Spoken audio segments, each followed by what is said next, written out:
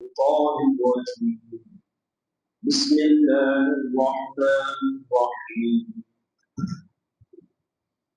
ونفس وما سواها فألهمها فجورها وتقواها قد أفلح من زكاها وقد خاب من دساها وقال تعالى قد أفلح المؤمنون الذين هم في صلاتهم خاشعون وقال النبي صلى الله عليه وسلم الكيس من دان نفسه وعمل لما بعد الموت والعاجز من أتبع نفسه هواها وتمنى على الله. اللهم صل على سيدنا محمد النبي الأمي وعلى آله وأصحابه وسلم. اللهم صل على سيدنا محمد وعلى آل سيدنا محمد وبارك وسلم. میرے محترم اللہ تبارک و تعالی نے انسان کے اندر نفس کی صورت میں ایک مادہ رکھا ہے. انسان کے اندر کی کیفیت اور جذبات کو نفس کہا جاتا ہے. جذبات اچھے بھی ہوتے ہیں اور جذبات برے بھی ہوتے ہیں. اگر جذبات اچھے ہیں، نیکی پر زندگی ہے، تو اس کا نفس مطمئنہ ہے. اور اگر برے جذبات دل کے اندر پیدا ہوتے ہیں، برائی کی طرف میلان ہوتا ہے، آدمی بری عادت کا عادی بنا ہوتا ہے، تو اس نفس کو نفس امارہ کہتے ہیں. اور ایک نفس درمیانے درجے کا ہے کہ کبھی نیکی تو کبھی برائی، لیکن برائی پر نیکی غالب. اس لیے جب برائی ہوتی ہے تو اندر بے چینی آ جاتی ہے، پریشانی ہو جاتی ہے. تو اس نفس کو نفس لوامہ کہتے ہیں. قرآن کریم کے اندر اللہ تبارک و تعالی نے تینوں قسم کے نفوس کا ذکر فرمایا ہے. جو فاجر فاسق قسم کے لوگ ہیں ان کا نفس امارہ بنا ہوتا ہے، اور جو نیکی پر زندگی تو ہے ان کی، لیکن گناہ بھی ہو جاتے ہیں، گناہ کر جاتے ہیں، تو ان کا نفس لوامہ کہلاتا ہے. اور جن کی طبیعت میں نیکی ہی نیکی، یعنی نیکی ان کی عادت اور طبیعت بن چکی ہے، تو ان کا نفس مطمئنہ ہے. اللہ تبارک و تعالی نے اس نفس کی قسم اٹھا کر فرمایا ہے کہ وَنَفْسٍ وَمَا سَوَّاهَا، کہ نفس کی قسم اور جس نے اسے درست کیا ہے، بنایا ہے، فرمایا اس کی قسم قد افلح من زکاها، جس نے نفس کو پاک کر لیا وہ کامیاب ہو. اور فرمایا جس نے نفس کو گناہوں سے آلودہ کر لیا، گناہوں کے دلدل میں پھنسا دیا، فرمایا وہ شخص ناکام اور نامراد ہو. میرے بھائیو دوستوں بزرگوں، ہم دیکھتے ہیں دنیا کے اندر برائی غالب ہے، برائی کا غلبہ ہے. سوشل میڈیا آپ اٹھا کر دیکھ لیں، آپ کو غلط چیزیں نظر آئے گی زیادہ. نیکی کی طرف طبیعتوں کا رجحان بہت کم ہے. اچھے لوگ ہیں اور قیامت تک رہیں گے، لیکن برائی کا غلبہ ہے. تو یہ وہ لوگ ہیں جن کا نفس امارہ بن چکا ہے، نیکی کرنے کو دل ہی نہیں چاہتا، اور گناہ کر کے ڈرتا ہی نہیں. گناہ کر کے کوئی خوف ہی نہیں کہ کب اللہ کی پکڑ آئے. مفہوم ہے یہ فرمایا کہ البر لا یبلا والاثم لا ينسى، فرمایا نیکی پرانی نہیں ہوتی اور گناہ بلایا نہیں جاتا، بدیان لا ینام، اور بدلہ دینے والا رب اسے نیند نہیں آتی، اسے اونگ نہیں آتی، وہ غافل نہیں ہوتا۔ تو فرمایا تمہارا معاملہ جس ذات کے ساتھ ہے تو اس سے بچ نہیں سکتے، چھپ نہیں سکتے، اس سے بھاگ نہیں سکتے۔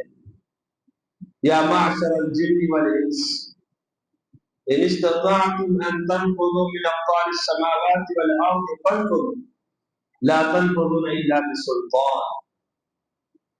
اللہ کریم فرماتے ہیں انسانوں اے جنات، دونوں جماعتوں کو اللہ نے یہ چیلنج دیا ہے، فرمایا اگر تمہارے اندر طاقت ہے زمین اور آسمان سے باہر نکلنے کی تو نکل کے دکھا دو، بھاگ کر دکھا دو۔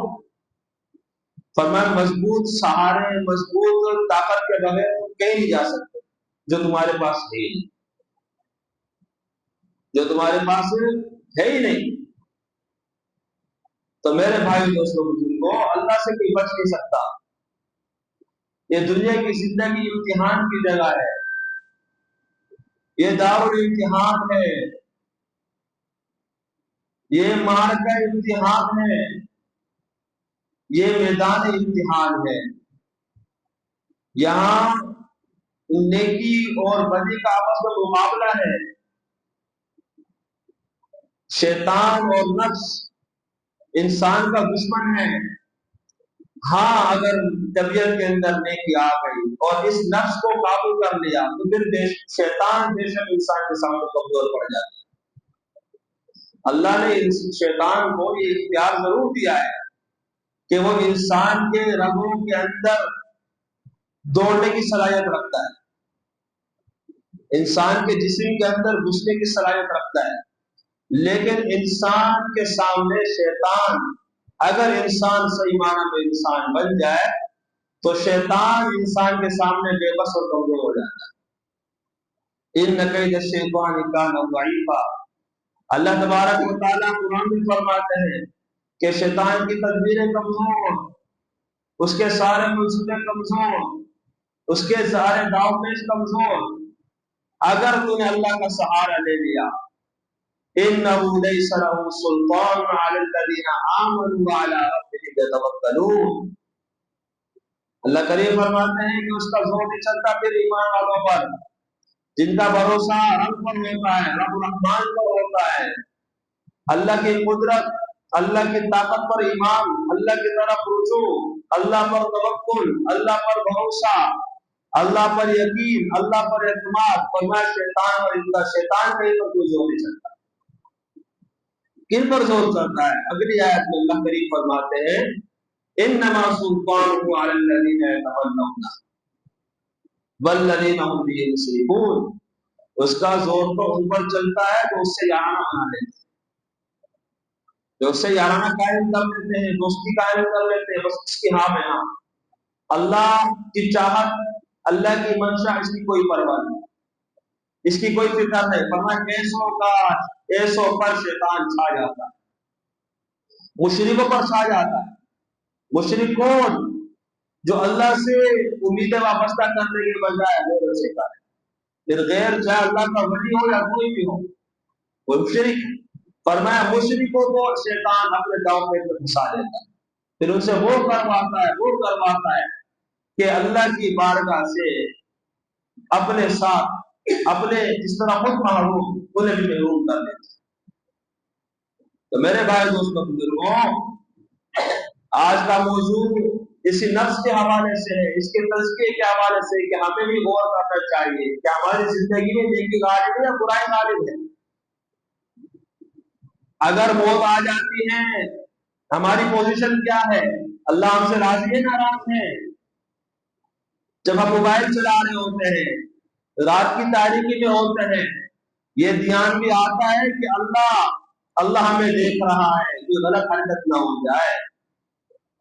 کسی غلط چیز پر نظر نہ پڑ جائے تو فوراً ہٹاتے ہیں یا نہیں ہٹاتے؟ آپ علیہ السلام والسلام نے حضرت علی رضی اللہ تعالیٰ سے فرمایا یا علی لا تطع النظر، علی انسان ہے، اگر کبھی غیر محرم پر کسی غلط چیز پر نظر پڑ جائے جس سے اللہ نے منع فرمایا تو فرمایا کہ میری نظر معاف، ہاں نظر پڑنے کے بعد دوبارہ دیکھ لینا، نظر کو جمائے رکھنا، فرمایا پھر تو مجرم ہے، پھر تو اللہ کی بات ہے مجرم بن کر پیش ہوگا، فَإِنَّ لَكَ الْأُولَىٰ وَلَيْسَتْ لَكَ الْآخِرَةُ، فرمایا پہلے تو معاف ہے، میری نظر انسان ہے، کمزور ہے، غلطی سے پڑ گئی، لیکن فرمایا دوسری نظر معاف نہیں، جب اس پر پکڑ ہے تو ہم جب موبائل چلا رہے ہوتے ہیں، ہم جب رات کی تاریکی میں ہوتے ہیں، میرے بھائی دوستوں بزرگوں معاف رکھنا، ہم بہت سارے غلط کام کر جاتے ہیں، اللہ کا ڈر نہیں ہے۔ آج ایک بچے جتنی معرفت ہمیں اللہ کی معرفت حاصل نہیں، ایک بچے کے سامنے تو ہم حرکت نہیں کرتے کہ اس کے سامنے ہم برے لگے، اس کے سامنے ایسی حرکت نہیں کرتا، حالانکہ چھوٹی چھوٹی آنکھوں والا ہے، چھوٹا سا دماغ والا ہے، چھوٹا سا بچہ ہی ہے، لیکن اس کی حیا ہے، اس سے حیا ہے، اللہ سے حیا نہیں، اللہ سے حیا نہیں ہے۔ اور پیارے نبی صلی اللہ علیہ وسلم فرمایا کرتے تھے الحیاء من الایمان، حیا تو ایمان کا جوہر ہے، فرمایا حیا تو ایمان کا جوہر ہے، اور فرمایا حیا اور ایمان قرانا، یہ آپس میں دوست ہیں، فَإِذَا ذَهَبَتِ الْأُولَىٰ ذَهَبَتِ الْأُخْرَىٰ، ایک چلا جاتا ہے دوسرا چلا جاتا ہے، ڈرنا چاہیے۔ اگر حیا نہیں ہے اللہ سے، اگر اللہ سے ڈرتے نہیں ہیں، اللہ کی نافرمانی کر رہے ہیں، اللہ کے سامنے بے حیا ہو گئے، خطرہ ہے ایمان نہ چلا گیا ہو۔ ایک صحابی اپنے بھائی کو سمجھا رہے حیا کے متعلق کہ میرے بھائی ہمیشہ حیا کا دامن تھامے رکھو، حیا کرنے والے اللہ کے پیارے ہیں، اللہ سے حیا رکھنے والے، اللہ کی لاج رکھنے والے یہ اللہ کے پیارے ہیں۔ حدیث کا مفہوم سمجھا رہا، پیارے نبی صلی اللہ علیہ وسلم کا گزر ہوا، آپ نے فرمایا یہ تو ایمان کا جوہر ہے، اس کے متعلق سے کیا سمجھ، یہ تو ہونا ہی چاہیے مومن کے اندر، مومن و حیا کا یہ نہیں ہو سکتا۔ اور آج ہم اپنا محاسبہ کریں، اپنے حالات کا جائزہ لیں کہ ہمارا کیا حال ہے، کتنا اللہ سے حیا کھاتے ہیں، کتنی اللہ کی لاج رکھتے ہیں، کتنے اللہ سے شرماتے ہیں۔ وَالدَّيَّانُ لَا يَنَامُ، دیان عربی کا لفظ، فرمایا جو بدلہ دینے والا اس کو عربی میں دیان کہتے ہیں، جزا سزا کا اختیار رکھنے والا، مالک یوم الدین، دین سے ہے دیان، فرمایا کبھی سوتا نہیں ہے، کبھی اونگ نہیں آتی اس سے، کبھی غافل نہیں ہوتا، دیر گیرت سخت گیرت، جب پکڑتا ہے بڑی سختی سے پکڑتا ہے، ہر پکڑ گناہ کا نتیجہ بھی نہیں ہوتی، دنیا ہے، دنیا ہر گناہ کی سزا نہیں ہے، لیکن میرے بھائی دوستوں بزرگوں دنیا کے اندر گناہ کا ایک سب ضرور ہے، ہاں حالات آتے ہیں، کبھی کبھی مائیں بہنیں کہہ دیتی ہے، بڑے کہہ دیتے ہیں، گھر کے اندر حالات ناموافق ہے، ناساز ہے، چیزیں جب خراب ہو جاتی ہیں، ایک بار بنوائے دوبارہ ہفتے میں خراب ہو جاتی ہے، گھر کے اندر لڑائی جھگڑے ہوتے ہیں، تعویذ حل نہیں ہے، جس گھر کے اندر نیکی کا غلبہ ہوگا وہاں سکون آئے گا، یہ پکی بات۔ اللہ اپنے پیارے بندے کو کچھ نہ دے، زندگی کا سکون ضرور دیتے، اور اللہ تبارک و تعالیٰ اپنے نافرمان بندے کو سب کچھ دے سکتے ہیں لیکن سکون نہیں دیتے، زندگی میں سکون نہیں ہوتا۔ اس لیے اکثر آپ دیکھیں گے ڈپریشن کی گولیاں زیادہ استعمال ہوتی ہیں دنیا کے اندر، کیونکہ میں عرض کر رہا ہوں دنیا کے اندر برائی کا غلبہ ہے، مالک الملک کو ناراض کر کے کہاں سکون کا سانس مل سکتا ہے۔ دنیا کے کسی بادشاہ کو، کسی سربراہ کو ہم اگر ناراض کر دیتے ہیں تو ہمیں ڈر لگا رہتا ہے اس کی پکڑ کا، اور پکڑتا ہے، پوچھتا ہے۔ تو اللہ تو حقیقی بادشاہ ہے، وہ تو دنیا کے بادشاہ تو بولے بادشاہ ہے، کمزور انسان ہی ہے۔ اللہ تو بااختیار ہوتا ہے، وہ پکڑتا ہے۔ تو میرے بھائی دوستوں، حالات ایسے آتے ہیں، گناہوں کی وجہ سے آتے ہیں۔ وَلَنُذِيقَنَّهُم مِّنَ الْعَذَابِ الْأَدْنَىٰ دُونَ الْعَذَابِ الْأَكْبَرِ لَعَلَّهُمْ يَرْجِعُونَ۔ اللہ کریم فرماتے ہیں کہ ہم تمہیں بڑی سزا سے پہلے عذاب اکبر، جہنم کے عذاب کو اللہ تبارک و تعالیٰ نے دو تین مقامات پر فرمایا اکبر، بڑا عذاب، بڑا عذاب۔ دنیا کے عذاب کو، دنیا کے حالات کو اللہ تعالیٰ نے ادنا فرمایا ہے، حقیقت میں ادنا ہے۔ حدیث کے اندر آتا ہے ایک بندہ ہوگا جس نے زندگی کے اندر بڑی مشکلات جھیلی ہوگی، لیکن نیکی اس کے زندگی کے اندر ہوگی، جس کا مفہوم جب محشر کے میدان میں حساب کے وقت اللہ کی بارگاہ میں پیش ہوگا، اللہ تعالیٰ پوچھیں گے میرے بندے دنیا میں کیسا رہا؟ یا اللہ آپ نے جیسا رکھا میں صبر کرتا، لیکن بڑی مشکل زندگی تھی، بڑے سخت قسم کے حالات۔ اللہ تعالیٰ فرمائیں گے میرے فرشتوں انہیں ذرا میرے اس بندے کو جنت کا ایک دیدار کرا۔ فرشتوں سے لے کے جائیں گے جنت کے قریب، ابھی جنت میں داخل نہیں ہوگا، جنت کا دیدار کرا کے واپس لے آئیں گے۔ اللہ تعالیٰ پوچھیں گے میرے بندے آپ بتا کیا گزری؟ یا اللہ مجھے تو ایسا لگ رہا ہے کبھی دکھ دیکھا ہی نہیں، کبھی تکلیف دیکھی نہیں۔ اور اسی طریقے سے مجرم بلایا جائے گا، بدکار آدمی بلایا جائے گا، بد کردار آدمی بلایا جائے گا۔ اللہ کریم پوچھیں گے لیکن دنیا کے اندر ایسے ویسا بندہ نہیں تھی، ہاں اسباب اور سامان دیے تھے اللہ تبارک و تعالیٰ۔ اللہ پوچھیں گے زندگی کیسے گزاری؟ تو کہے گا یا اللہ تو نے بہت کچھ دیا تھا، بڑی اچھی زندگی گزری تھی۔ اللہ تبارک و تعالیٰ فرمائیں گے اسے جہنم کا ایک دیدار، ایک جھونکا اسے لگے، اسے اتنا قریب لے جاؤ جہنم، جب اسے لے جایا جائے گا اور جہنم کی ایک آہ اور ایک اس کا دھواں اس سے چھوئے گا، دوبارہ اللہ کی بارگاہ میں پیش ہوگا۔ اللہ پوچھے گا کہے گا اللہ مجھے کبھی سکھ ملے ہی نہیں، اتنا اندر سے دکھی ہوں میں، اتنا اندر سے میں دکھی ہوں۔ جنت کا ایک دیدار دنیا کے سارے غموں کو بھلا دے، اور جہنم کا ایک جھونکا دنیا کے سارے سکون خوشیوں کو ملیا بیٹ کر دے۔ میرے بھائی بزرگوں یہ حقیقت ہے، یہ حقیقت ہے، یہ سچ ہے۔ تو ہمیں سوچنا چاہیے ہمارا نفس کہاں کھڑا ہے، اللہ کی اطاعت، اللہ کی عبادت، اللہ کی بندگی کہاں تک اس کے اندر ہے، اللہ سے حیا کہاں تک اس کے اندر ہے، خلوت کے اندر کہاں تک گناہوں سے بچنے کا اہتمام ہے۔ فکر کرنی چاہیے، ورنہ ایسا نہ ہو وقد خاب من دساہا، فرمایا 100% ناکام ہے، 100% نامراد ہے وہ انسان جس نے اپنے نفس کو خواہشات کے دلدل میں پھنسا دیا۔ اللہ کریم خواہشات سے روکتے نہیں ہے، کھانا ہماری طبیعت کھائے، اللہ نے حکم دیا ہے کلو واشرب، کھاؤ پیو، لیکن حلال کھانا فرض، حرام سے بچنا فرض۔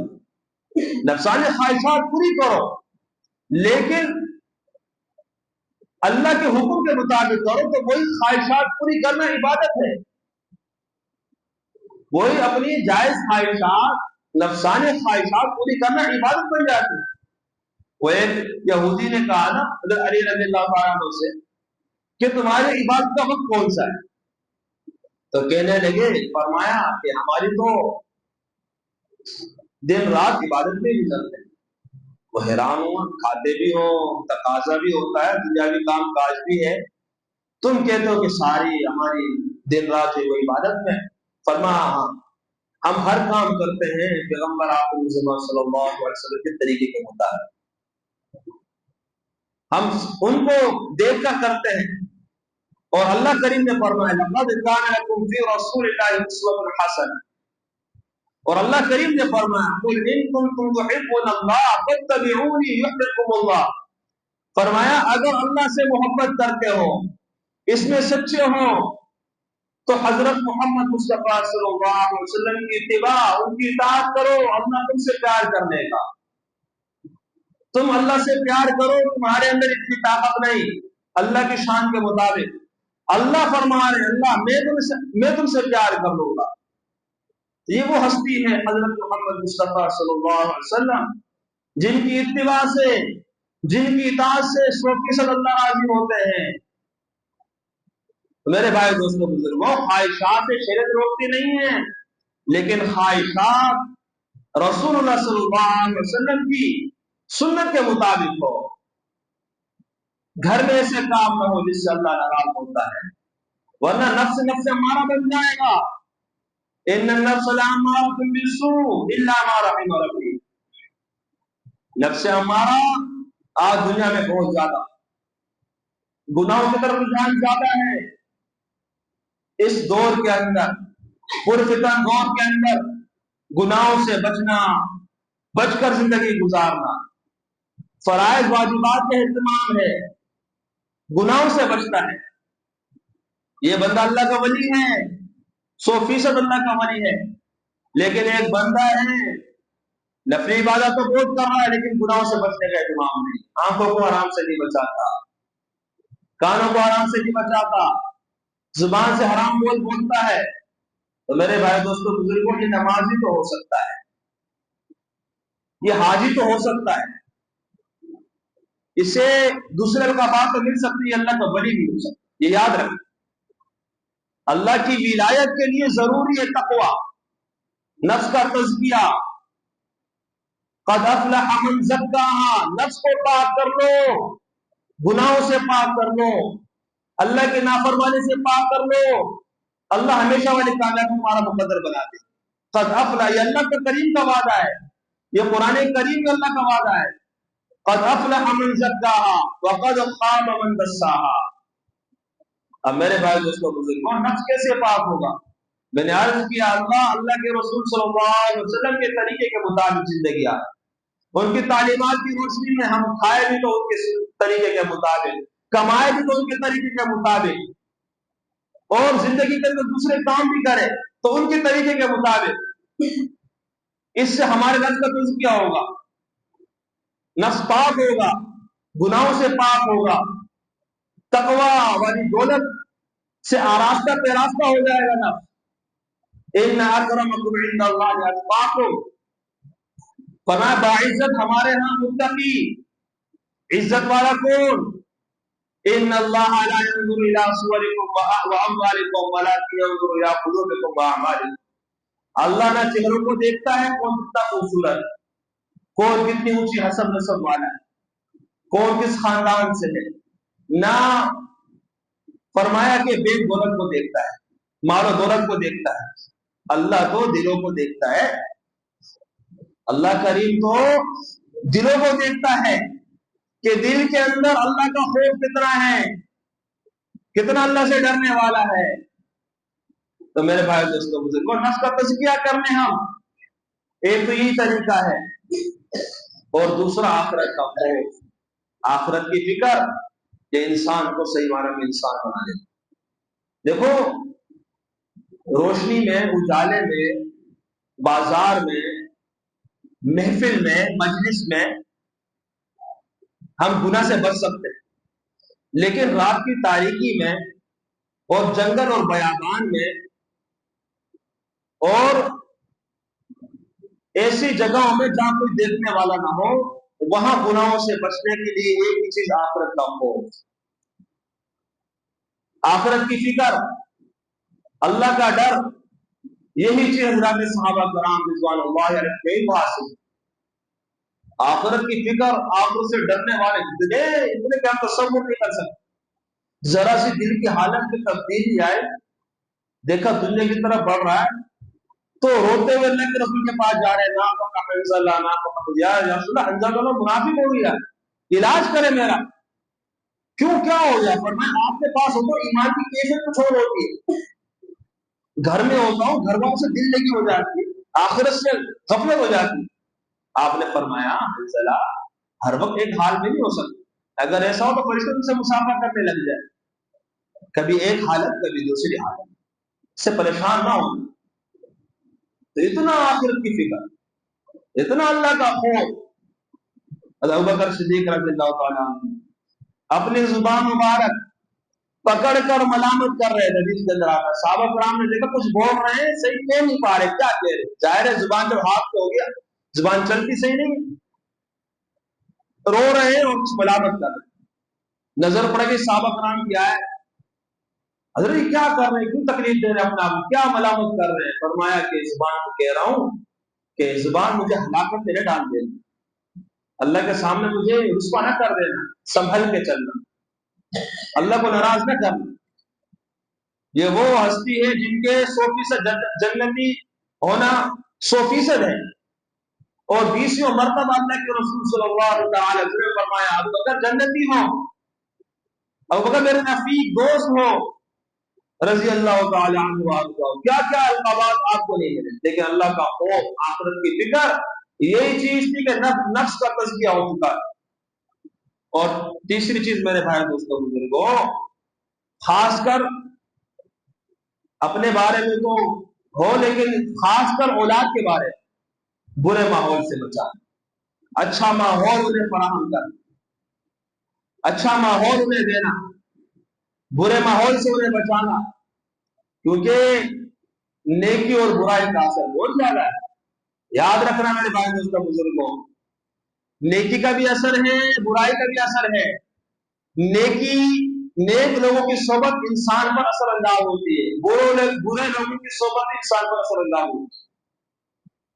اللہ کے رسول صلی اللہ علیہ وسلم کی صحیح حدیث، آپ نے فرمایا المرء علی دین خلیلہ، آدمی اپنے دوست کے دین پر ہوتا ہے، فلینظر من یخالل، اس لیے تم دیکھو کہ دوستی کس کے ساتھ ہے، دوستی کس کے ساتھ ہے، اس پر غور کرو، کیونکہ اچھے لوگوں کی صحبت انسان کو اچھا کر دیتی ہے، برے لوگوں کی صحبت انسان کو برا کر دیتی ہے۔